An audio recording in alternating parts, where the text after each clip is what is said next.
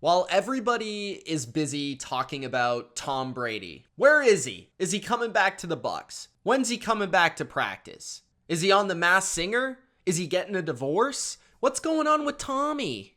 You should be terrified about what's going on with the Tampa Bay Buccaneers defense. The Tampa defense is going to take over 2022 and be the reason this team is as good as they have ever been over the past 2 to 3 years with Tom Brady.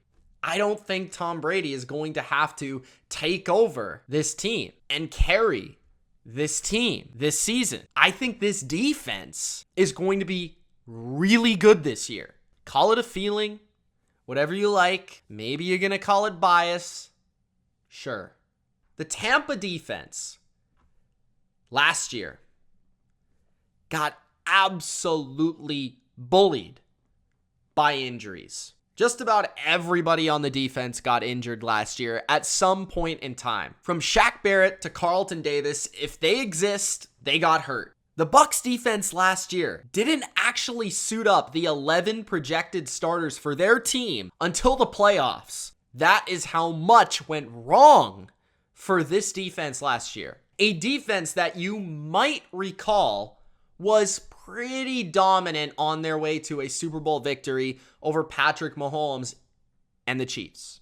And if I also recall, they didn't allow a touchdown in that game. This defense, I think, is going to be better than 2021. I think is going to be better than 2020. This is a defense that is starting to mature and is about to hit its peak. The front seven could be more dynamic than it was last year. I felt like for large portions of last year, it was far too Vita Vea, Shaq Barrett reliant in terms of pass rush. This year, I think we've seen positive signs and development from Anthony Nelson. I see spurts of Joe Tryon looking like the pass rusher that he could develop into. He's still a bit of a question mark, but I see huge upside there, especially as a pass downs player. Maybe they see Nelson as the early downs player, who, by the way, Todd Bowles has been raving about, especially recently. You combine him with Joe Tryon in the pass downs, and you have something interesting to work with on the opposite side of Shaq Barrett. You have Carl Nassib, who got added back to the mix just recently, looked fairly good in his first preseason action. But really where their pass rush could take the next step is on the inside. Akeem Hicks is a very good football player. And I think he still has a lot left to give. A lot left in the tank for the big moments in big games to win a Super Bowl. He has yet to win a Super Bowl. He wants it bad. And he's getting to the stage of his career where he can still contribute at a high level, and he doesn't have much time left to be able to do that on a good football team. Him beside Vita Vea is going to be so difficult for teams to stop. Ndamukong Suh was a good player at the end. I felt like he was a solid player at the end with the Bucs, but he's nowhere near the level of what Hicks can offer as a pass rusher when he's at his best. You add that element and you add a very high priority draft pick in Logan Hall, who adds athleticism to the front. William Golston, who's one of the most underrated interior pass rushers in football. And you also have Nunez Roches, as well as a big monster of a run defender. This defensive line has beef, has run stuffing talents, pass rushing ability, hybrid playmakers, and a lot of different things to throw at different offenses. All season long, Todd Bowles can play around with the matchups, and I feel this is going to be an upgraded pass rush this year from what it was last year. In 2020, that postseason, those plays by Shaq Barrett and JPP to put them over the top against the Packers, and the big games of William Golston and Vita Vea and Shaq Barrett and, of course, JPP in the Super Bowl. Those were difference-making plays when they needed it the most. And I feel like what they missed last year versus Matthew Stafford was not only injuries to the offense, but also a defense that could get to the quarterback without having to blitz. And I feel like this year, due to the additions of Akeem Hicks, Logan Hall, Joe Tryon in his second year, simply addition by subtraction of getting rid of JPP, who is really aging poorly at the end there, I feel like this defensive line is going to be reinvigorated, and I'm very excited to see it.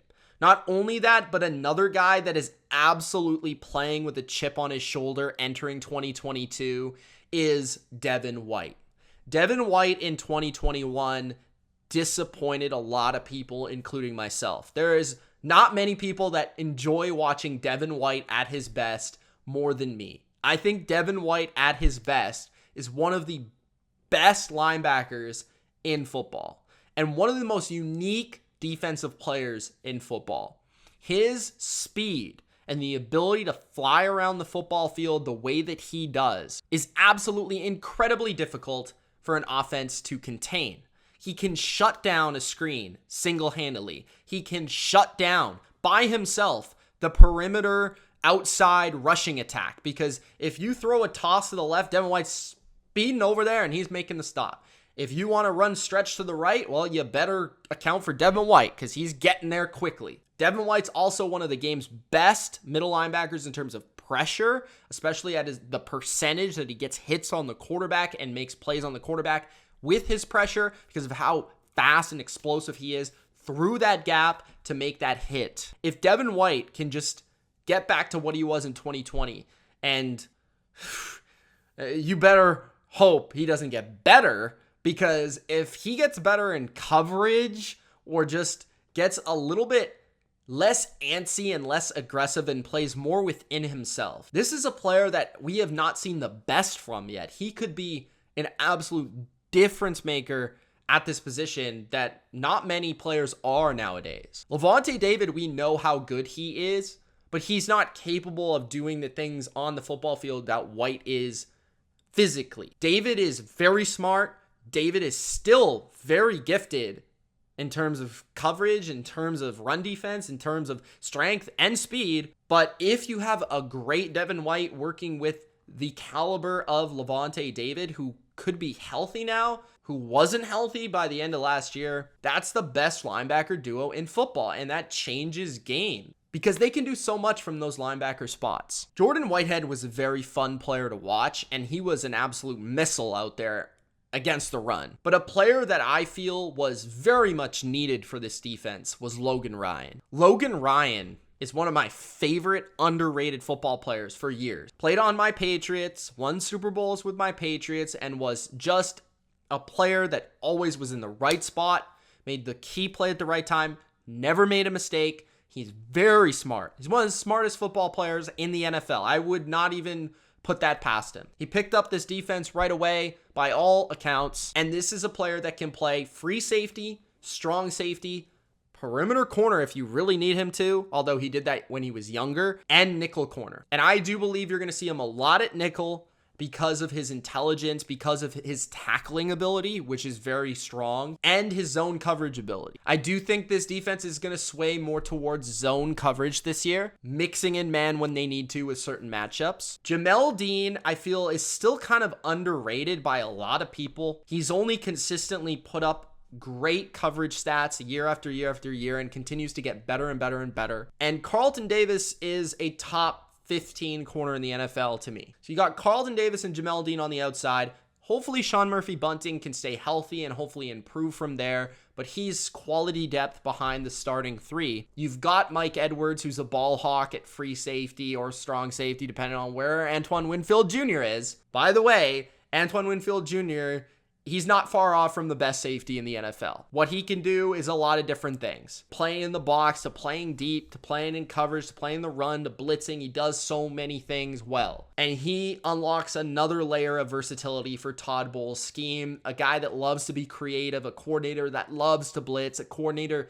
that loves to throw a lot of different dynamic looks at a quarterback that they've never seen before. And that's a coordinator and a coach that now has full command of this team.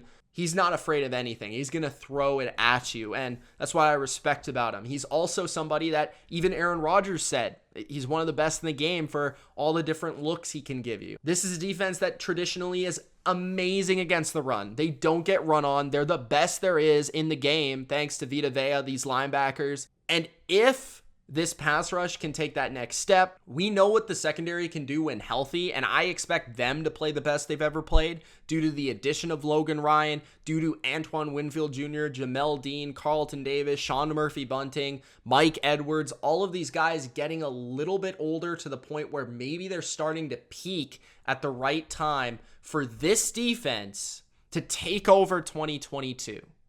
This defense is one of the only defenses I look at where I feel like they can blitz at a high level, they can defend the run at a high level, they can just send 4 and play well in coverage if they want to go 2-man and play man across the board with 2 safeties deep, if they want to play zone all game, if they want to throw different elaborate looks at you. They can dominate at all different facets of their defense, from the interior defensive line to the safeties to the linebackers. They have so many different ways of impacting the game. And I feel like the Tampa defense is the unit where everybody's talking about something else, a distraction. Julio's on the team, the injuries on the offensive line, Tom Brady's at Masked Singer. I get it, okay? It's fascinating, but the Tampa defense deserves respect, because if you don't respect them, they're going to pop up and they're going to punch you in the face. I expect the Bucs defense to take over 2022.